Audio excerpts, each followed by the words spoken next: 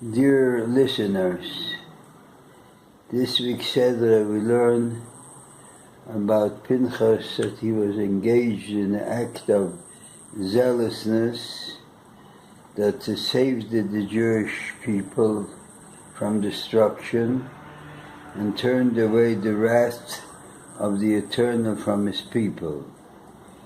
The Eternal praised very highly Pinchas for his act, and even though he was engaged in an act of war, of destroying those who committed an act of transgression, God says, Ani noisen loyes berisi sholem, I grant him my covenant of peace.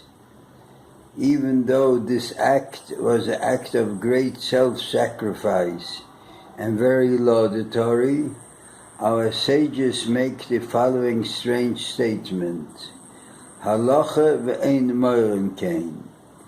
If somebody were to come and ask rabbinical authority whether he should engage in the act of zealousness, the law is that he should do it. Nevertheless, we would not tell him to do so. Ein morim kain. We would not tell him go and fulfill that law. And this seems to be somewhat self-contradictory. If this is the law, why are we not telling him to go and fulfill that law? Why are we hesitating? Why is it halacha? It's a proper law, but we ain't morim kain, where we don't paskin that way. We don't tell them go ahead and do it. The question is, why not? Perhaps the explanation is as follows.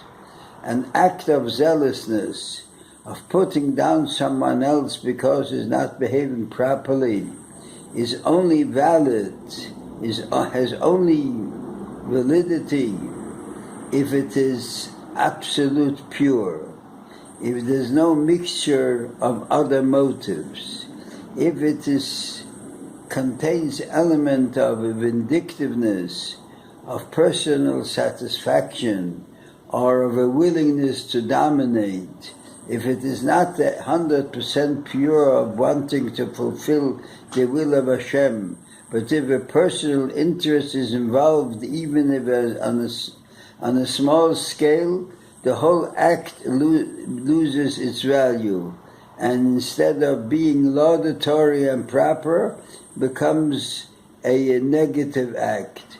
So therefore, if somebody comes and asks a question whether he can do it, the rabbinic authority are not in position to judge about the purity of that act, whether it does not contain even a partial element of a personal interest. So therefore, the rabbinic authority can never tell him, go ahead and do it.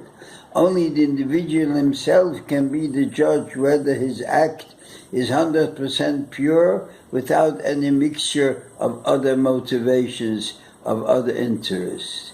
And the lesson for us is of course clear, that any act of zealousness that we might engage in, we must be very careful that it is 100% pure and does not contain even one element of personal interest or satisfaction.